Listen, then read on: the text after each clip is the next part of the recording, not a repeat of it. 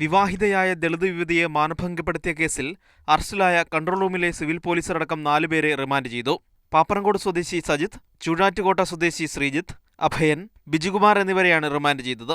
മൈലമൂട്ടിലെ താമസക്കാരിയായ 22-കാരിയെ കഴിഞ്ഞ 24-നാണ് കേസിലെ 3-ാം പ്രതിയായ പോലീസുകാരൻ അഭയന്റെ വീട്ടിൽ വെച്ച് മാനഭംഗപ്പെടുത്തിയത്. കഴിഞ്ഞ മാസം 22-നായിരുന്നു യുവതി സജിത്തുമായി പരിചയപ്പെടുന്നത്.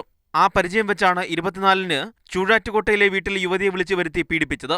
അഭയൻ ഒറ്റയ്ക്ക് താമസിക്കുന്ന വീട്ടിൽ പെൺകുട്ടിയെ എത്തിച്ച് വലിയ തുക വാഗ്ദാനം ചെയ്താണ് രണ്ടുപേരും യുവതിയെ പീഡിപ്പിക്കുന്നത്.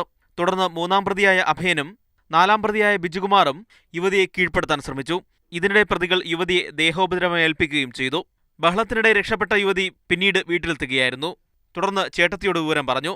അന്ന് രാത്രി തന്നെ വീട്ടിലുണ്ടായിരുന്ന ഗുളികകൾ കഴിച്ച് യുവതി ആത്മഹത്യക്ക് ശ്രമിച്ചു. തുടർന്ന് യുവതിയെ മെഡിക്കൽ കോളേജ് ആശുപത്രിയിൽ പ്രവേശിപ്പിക്കുകയായിരുന്നു.